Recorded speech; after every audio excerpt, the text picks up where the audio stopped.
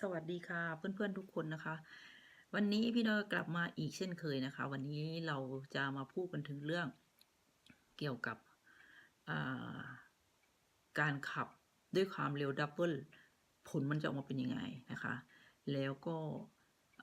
สมมุติว่าถ้าเกิดว่าวันที่ฝนตกแล้วเราขับรถหรือวันที่ถนนมันมีน้ำขังมีน้ำเจิ่งนองบนถนนการขับขี่ของเราจะเป็นยังไงนะคะแล้วก็เรื่องการให้สัญญาณไฟกับผู้ใช้รถใช้ถนนคนอื่นๆเราควรจะให้สัญญาณในเวลาที่เหมาะสมนั้นประมาณกี่วินาทีนะคะวันนี้เราจะมาพูดกันและก็อื่นๆอีกนิดหน่อยนะคะค่ะต่อกันเลยนะคะค่ะมาดูนะคะ Tänk all signaler är avgörande information för andra for example blinklys bremselys signaler for example lyd horn tutting bruk for all att vara mot en farlig situation fordi det kan skrämma andra เขาต้องการจะบอกเราว่าในการที่จะให้สัญญาณนะคะแก่รถคันอื่นก็เพื่อต้องการอย่างเช่นว่าให้สัญญาณไฟเลี้ยวไฟจอดเนี่ยนะคะก็คือเพื่อให้อินฟอร์มาชันให้ข้อมูลคนอื่นเขาจะได้รู้ว่าเขาจะต้องทำตัวยังไงต่อที่เห็นสัญญาณนะคะแล้วก็สิกนัลและแบบอย่างเช่นการกดลีดฮอร์นนะคะหรือที่เรียกคนทั่วไปเขาจะชอบเรียกว่าทูตติ้งนะคะก็คือการใช้แตรรถนะคะเราจะใช้ในสถานการณ์ที่มันไม่ปกติเท่านั้นนะถ้าเกิดว่าไปทักทายเพื่อนหรือไปอยู่ๆขับไปเห็นสัตว์แล้วไปบีบแตรอย่างที่บ้านเราไม่ควรจะทำอันนี้มีในข้อสอบนะคะเพราะมันจะทำให้คนเวลาเราใช้แตรคนจะตกใจหรือสัตว์มันจะตกใจนะคะเพราะฉะนั้นถ้ามีข้อนี้เขาจะถามว่าข้อใดถูกต้องนะคะหรือว่าเกี่ยวกับลีดฮอนอะไรหรือว่าทูตติ้งนะคะก็คือให้เตือนอัดว่าแรมดเอ็นฟาริสุดวาชุนเท่านั้นนะคะไม่ใช่มากกว่านี้โอเคนะคะ Husk blinkerlyset 15 sekunder før du skal svinge for å få god tid for andre trafikant ก็คือเราควรจะให้สัญญาณไฟนะคะในการที่จะเลี้ยวนะคะก่อนที่จะก่อนที่เราจะเลี้ยวนะคะให้สัญญาณไฟเป็นระยะเวลา 5-8 วินาทีก่อนที่เราจะทำการใดๆนะคะเพื่อที่ให้คนข้างหลังเขามีเวลาดีพอในการที่จะเบรกหรือจะอะไรนะคะไม่มีการชนท้ายอะไรประมาณนี้นะคะโอเคนะ Husk double fast betyder 4 double bevegelse energi 3 double fast betyder ny double bevegelse energi ก็หมายความว่าถ้าเราขับรถความเร็วเป็น2เท่านะคะรถก็จะต้องมีแรงขับนะคะใช้ในการที่จะหยุดหรือจะจอดนะคะเป็น4เท่านะคะถ้าเกิดว่าเราขับรถด้วยความเร็วนะคะเป็น3เท่านะคะมันก็หมายความว่าพลังในการขับเคลื่อนของรถในการที่จะอาจจะหยุดหรือในการที่จะออกหมายถึงว่าความเร็วหรือความ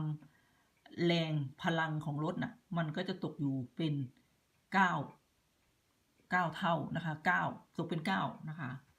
ก็ในการคำนวณมันมีข้อสอบนะคะก็คือว่าสมมติว่าเขาบอกว่าถ้าขับรถด้วยความเร็ว4เท่าอย่างเงี้ยถามว่าเบเวกเซเอนนาชีจะเป็นเท่าไหร่เราก็เอา4ยกกำลัง2นะอย่างเช่นว่าเนี่ยเขาบอกว่า2เท่า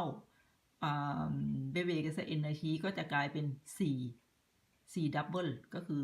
หมายถึงเป็น4นะคะถ้าเป็นข้อสอบคือเขาก็จะเขียนว่า4หรือว่าจะเขียนว่า4ดับเบิลนะคะเป็น4เท่านั่นเองนะคะ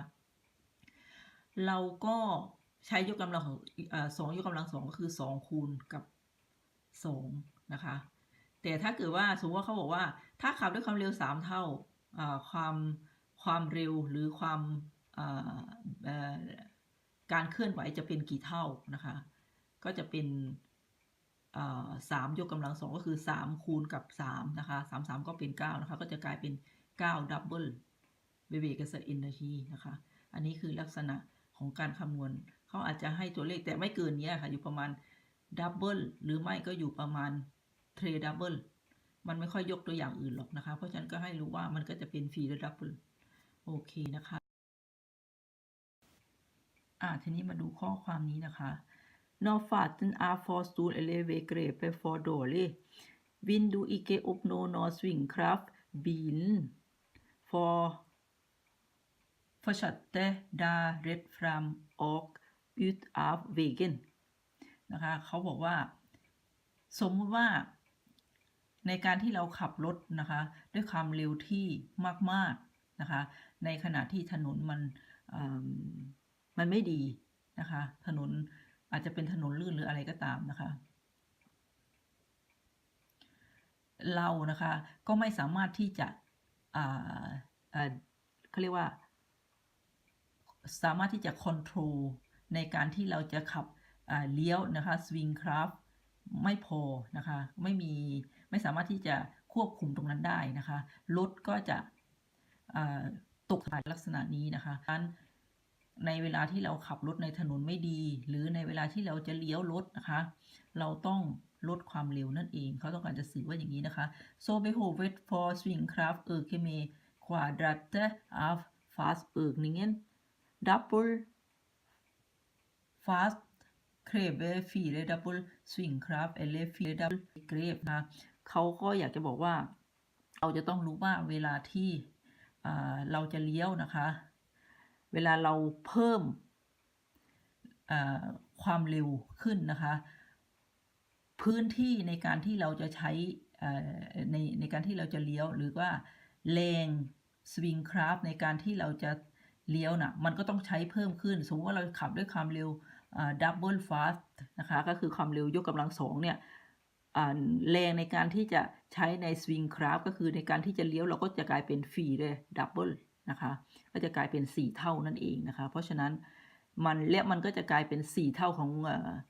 เวกหรือการก่อถนนด้วยนะคะเพราะฉะนั้นยิ่งขับรถเร็วแล้วก็เข้าทางเลี้ยวเร็วเท่าไหร่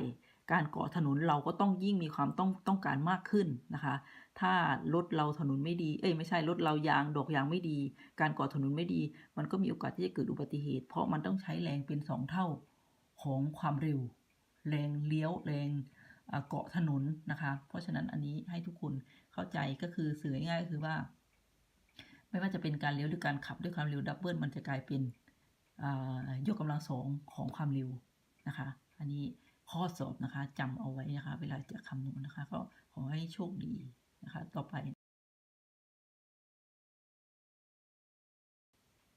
มานะคะอันนี้ใช้มือเขียนนะคะ med tydelig og fastin passing varsler du de andre trafikantene om det du skal gjøre อันนี้พูดไปแล้วนะคะเดี๋ยว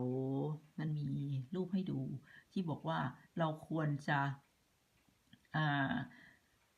ให้สัญญาณนะคะก็คือแล้วก็ให้ชิดซ้ายชิดขวาแล้วก็ลดความเร็วในเวลาที่บอกว่าดีนะคะให้กับคนอื่นนะคะว่าเราจะทำอะไรนะคะก็หมายความอย่างนั้นนะคะเดี๋ยวแป๊บหนึ่งมีรูปให้ดูนะคะ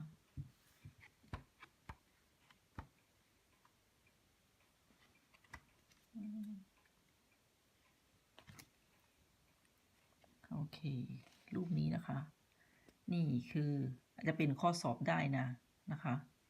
ก็คืออันดับที่1ก็คือแทงนะคะก็คือให้สัญญาณไฟแล้วก็อันที่2ก็คือ placering ก็คือ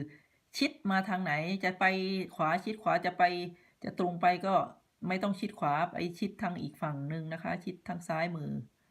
นะคะแล้วก็อันที่3ไปถึงระยะนั้นก็คือ fast teen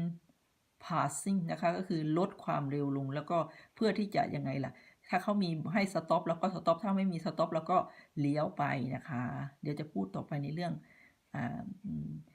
ให้ตรงไหนเส้นหยุดตรงไหนเส้น V กระพริบโอเคนะคะอันนี้เข้าใจนะคะสำหรับอันนี้เอาต่อมานะคะมองเห็นหรือเปล่า begrepp หมายความว่ายังไงหมายความว่า Dekets Dekets gripe evne i vägen นะคะก็หมายความว่าล้อรถ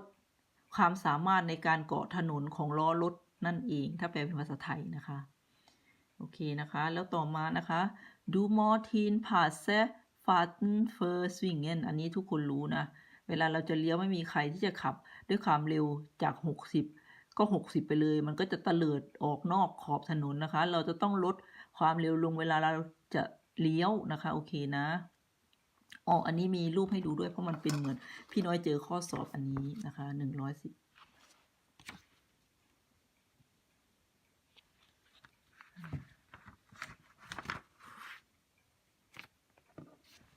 อันนี้นะมองเห็นปะนี่นะคะ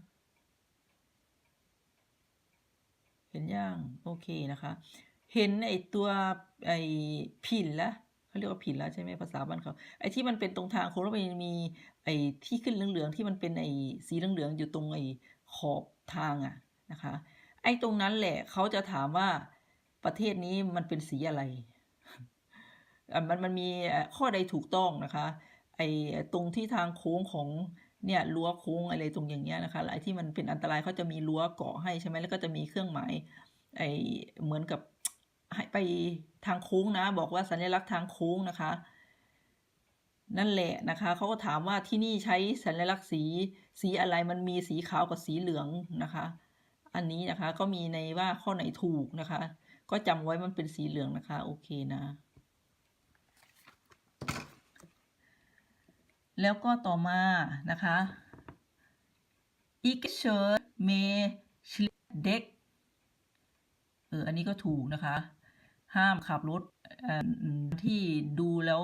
ล้อรถตัวเองไม่มีอะไร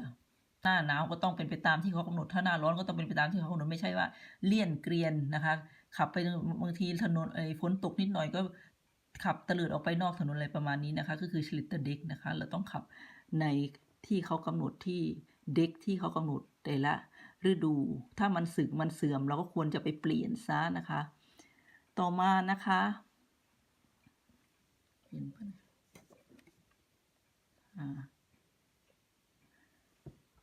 Ved vannplanting mister du hele begrepet. Regnvær betyr dårlig sikt og dårlig begrep นะคะมองเห็นนะก็หมายความว่า vannplanting ก็คือบริเวณที่มีน้ำขังนะคะเราขับไปนะคะ